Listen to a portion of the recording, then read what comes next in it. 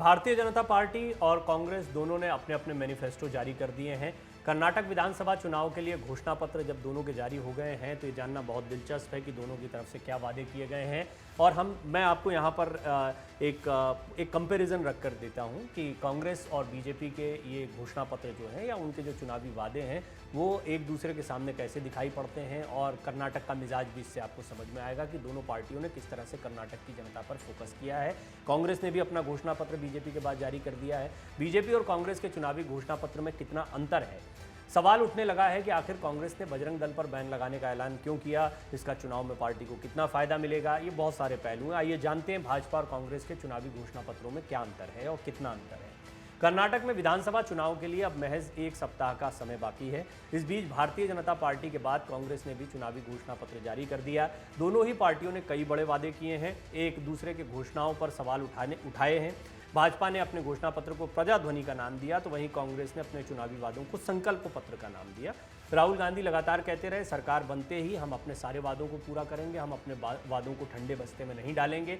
BJP पर उन्होंने आरोप लगाया कि पिछले घोषणा पत्र के 70% काम ही अभी तक नहीं हुए और नया घोषणा पत्र जारी कर दिया गया, तो इसको एक मुद्दा बनाया गया सबसे पहले। और ये विपक्ष के पास में एक बड़ा हथियार हमेशा होता है, हर चुनाव में होता है, हर विपक्ष के पास में होता है। जो सरकार होती है उस सरकार के पिछले घोषणा पत्र या उसके वादों का आकलन किया जाता है, विपक्ष के पास में आरोप लगाने का पूरा मौका होता है। तो कांग्रेस के पास में इस लिहाज से आरोप लगाने का बड़ा मौका है और चुनावी वादे करने का भी एक बड़ा मौका है। बीजेपी को पहले अपने पुराने वादों को जस्टिफाई करना, फिर नए वादे ऐसे होना चाहिए जो ये बताएं कि पहले से कुछ काम चलते आ रहे हैं, अब उनको बेहतर किया जाएगा। कांग्रेस की बात करते हैं इसलिए पहले क्योंकि विपक्ष का घोषणा पत्र जो होता है वो हमेशा हर चुनाव में ज़्यादा लुक्रेटिव माना जाता है, ज़्यादा महत्वपूर्ण माना जाता है। सत्ता पक्ष को जवाब भी देना होता है, क्योंकि कांग्रेस ने अपने चुनावी घोषणा पत्र में नफरत फैलाने वाले संगठनों पर बैन लगाने का वादा किया। इसमें सबसे बड़ा नाम बजरंग दल का रहा। इसको लेकर जमकर प्रदर्शन देखने को मिला। कल विश्व हिंदू परिषद के तमाम नेता, बजरंग दल के नेता, यहाँ तक कि प्रधानमंत्री मोदी तक ने कह दिया कि बजरंग बली को बंद करने की बात कही जा रही है। तो ये कुछ बहुत महत्वपूर्ण घटनाक्रम है जो इस घोषणा पत्र के इमीडिएट बाद देखने को मिले। अब क्या इसको माना जाए दो तरीके से कि कांग्रेस ने दुखती रग पर हाथ रख दिया या कांग्रेस के लिए परेशानी का सबब बनेगा। कर्नाटक बजरंग बली की भूमि माना जाता है। हनुमान जी या उनका किष्किंधा, आपने सुना है वाल्मीकि रामायण से लेकर हर जगह राम, और ये किष्किंधा कहाँ है? कर्नाटक में है। तो ये माना जाता है कि ये प्रभु वीर बजरंग बली जी की भूमि है और बजरंग बली के ऊपर अब यहाँ पर जमकर सियासत हो रही है। हालांकि बजरंग बली पर नहीं एग्जैक्टली, पर उनके नाम पर बने एक दल पर, बजरंग दल पर बैन लगाने का ऐलान किया गया है कांग्रेस की तरफ से कि अगर हम सत्ता में आ गए तो हम ऐसा करेंगे। और पीएफआई से कंपेयर किया गया। तो कल विश्व हिंदू परिषद की तरफ से चाहे सुरेंद्र जैन हो या तमाम पार्टी के बड़े नेता हों, इन सभी लोगों ने विश्व हिंदू परिषद की तरफ से अपनी बात रखते हुए कहा कि पीएफआई और कांग्रेस का संबंध है और बजरंग दल जो है वो एक राष्ट्र के हित में कार्य करने वाला संगठन है, जैसी कई बातें कही गई। इस पर मैंने कई डिटेल्ड रिपोर्ट बनाई है आपके लिए, लेकिन अभी हम क्योंकि दोनों पार्टियों के घोषणा पत्र को कंपेयर कर रहे हैं तो उसको बेहतर समझते हैं। इसमें सबसे बड़ा मुद्दा ये था, इसलिए इस पर थोड़ा समय दिया गया। चुनाव में पार्टी को कितना फायदा मिलेगा ये तो देखना मुश्किल है, लेकिन भाजपा और कांग्रेस के चुनावी घोषणा पत्रों में काफ़ी अंतर और भी देखने को मिलते हैं। आपको बताते हैं भाजपा की बड़ी घोषणाओं के बारे में। भारतीय जनता पार्टी ने गरीबों को साल में 3 बार मुफ्त गैस सिलेंडर देने का वादा किया है। भाजपा के घोषणा पत्र में कहा गया है कि सिलेंडर उगाड़ी, गणेश चतुर्थी और दीपावली पर दिया जाएगा। इसके अलावा कर्नाटक के हर वार्ड में अटल आहार केंद्र खोलने का वादा किया गया है। इसके जरिए गरीबों को सस्ता और अच्छा भोजन उपलब्ध कराया जाएगा। भाजपा ने अपने चुनावी घोषणा पत्र में ऐलान किया है कि अगर चुनाव में उनकी पार्टी जीत हासिल करती है तो बीपीएल कार्ड धारकों को प्रतिदिन पोषण स्कीम के तहत आधा लीटर नंदिनी दूध दिया जाएगा। नंदिनी दूध को लेकर पहले से ही सूबे की खूब सियासत गरमाई रही। अमूल और नंदिनी को लेकर आपको याद होगा कि किस तरीके से ये चुनाव गरमाया रहा। अब नंदिनी दूध दिया जाएगा ये कहकर बीजेपी ने एक दांव चला है। 10 लाख गरीबों को घर, दलित महिलाओं के नाम 10,000 की एफडी, हर महीने गरीबों को 5 किलो राशन, सूबे में समान नागरिक संहिता लागू करने का भी वादा। भाजपा के बड़े वादों में 5 लाख तक के लोन पर किस तरह का ब्याज न देना और किसानों को बीज के लिए 10,000 रुपये देना, वरिष्ठ नागरिकों का साल में एक बार मुफ्त हेल्थ चेकअप कराना, ये सारी चीज़ें शामिल। आइए आपको बताते हैं कांग्रेस ने क्या क्या वादे किए हैं अपने घोषणा पत्र में। कांग्रेस ने सरकार बनने पर कर्नाटक राज्य सड़क परिवहन निगम में सभी महिलाओं को मुफ्त यात्रा की सुविधा, न्यू एजुकेशन पॉलिसी को रद्द करके राज्य में नई शिक्षा नीति लागू करने, 63 सीमावर्ती तालुकों में कन्नड़ भाषा और संस्कृति का विकास, आरक्षण की अधिकतम सीमा 50% से बढ़ाकर 75% करने, 200 यूनिट बिजली मुफ्त देने जैसे वादे किए हैं। कांग्रेस ने प्रत्येक परिवार की महिला मुखिया को हर महीने 2,000 रुपये, बेरोजगार स्नातकों को 2 साल तक प्रतिमाह 2,000 रुपये, बेरोजगार डिप्लोमा धारकों को 1,500 रुपये, रात में ड्यूटी करने वाले पुलिसकर्मियों को प्रतिमाह 5,000 रुपये विशेष भत्ता देने का भी वादा किया है।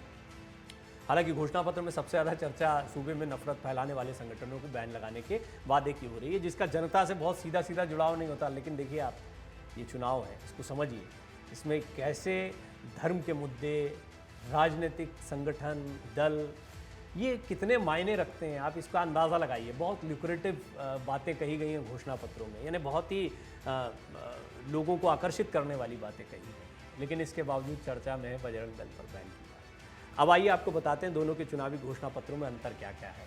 राजनीतिक विश्लेषकों का कहना है कि कांग्रेस जानती है कि अगर चुनाव जीतना है तो बड़े वादे करने होंगे। यही कारण है कि इस बार पार्टी ने महिलाओं से लेकर युवाओं तक को लुभाने के लिए भत्तों का ऐलान किया है और इनका फोकस है बड़ा युवाओं पर, महिलाओं पर खास तौर पर। आपने देखा कल चिकमंगलुर में जब राहुल गांधी रोड शो कर रहे थे तो एक महिला है, रानी उनका नाम था, उनका नाम लेकर बार बार कि आपको ये मिलेगा, आपको वो मिलेगा, तो वो सांकेतिक रूप से बता रहे थे कि महिलाओं के लिए कांग्रेस कितना कुछ करने। और ये आदि आबादी हर चुनाव में बहुत महत्वपूर्ण होती है, इसका मिजाज, क्योंकि ये ऐसा माना जाता है कि धर्म जाति इससे नहीं, अगर महिलाओं के मुद्दे सही तरीके से कोई पार्टी उठा लेती है तो फिर महिलाओं का वोट उनको जा सकता है। प्रियंका का चेहरा जो है वो कांग्रेस के लिए एक मजबूत चेहरा है, क्योंकि महिला चेहरों के तौर पर देखा जाए तो सबसे बड़ा चेहरा कर्नाटक के चुनाव में प्रचार करता अगर किसी के लिए दिखाई देता है तो वो कांग्रेस की तरफ से प्रियंका का है।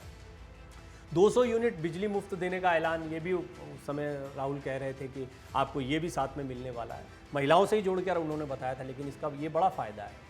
सबसे बड़ा दांव आरक्षण की सीमा को बढ़ाने का है। आरक्षण अगर 50 से 75% हो जाता है तो ये बड़ा बदलाव होगा। भाजपा ने गरीब वर्ग के लिए कई ऐलान किए हैं। भाजपा ने 4% मुस्लिम आरक्षण खत्म करके दलित, ओबीसी और अन्य वर्ग के आरक्षण में एक बड़ा बदलाव किया था। अब भाजपा के इस दाव को काटने के लिए कांग्रेस ने आरक्षण के दायरे को 50 से बढ़ाकर 75% करने का ऐलान कर दिया। आइए हम एक बार जानते हैं उस बड़े मुद्दे के बारे में जो सबसे ज़्यादा चर्चा में है, वो है बजरंग दल पर बैन का मुद्दा। इसके वादे के क्या मतलब है? राजनीतिक विश्लेषकों का कहना है कि कर्नाटक में ध्रुवीकरण भी एक अहम मुद्दा है।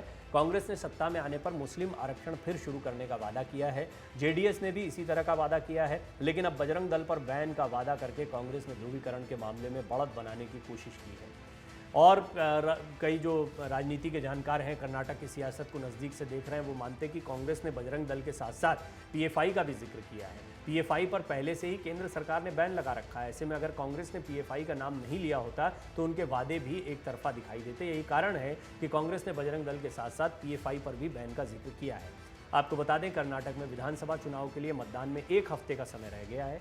कर्नाटक विधानसभा चुनाव के लिए सभी राजनीतिक पार्टियां पूरा जोर लगा रही हैं। यही वजह है कि बड़े बड़े नेता कर्नाटक दौरे पर अपनी अपनी पार्टी के लिए प्रचार कर रहे हैं। खासतौर पर प्रधानमंत्री मोदी, गृहमंत्री अमित शाह, राहुल गांधी, प्रियंका गांधी, मल्लिकार्जुन खड़गे, आप देख रहे हैं दिग्गजों ने पूरी ताकत झोंक रखी है। चुनाव प्रचार चरम पर है। दोनों पार्टियों के बीच तीखी बयानबाजी भी देखने को मिल रही है। दोनों पार्टियों के दिग्गज नेता एक दूसरे पर हमलावर भी हैं और इस सब के बीच में बड़े बड़े वादे भी हैं। देखना किसके वादों पर जनता ज़्यादा विश्वास करती है। 224 सदस्यीय कर्नाटक विधानसभा में 10 मई को मतदान है। 13 मई को मतों की गिनती हो जाएगी, यानी तय हो जाएगा किसकी सरकार बनी, किसके दावों में दम रहा। 3632 उम्मीदवार मैदान में है। 707 बीजेपी से, 651 कांग्रेस से, 1720 निर्दलीय चुनाव लड़े। मन से उजाला कर चले, मन से उजाला कर चले, एक अमर उजाला कर चले।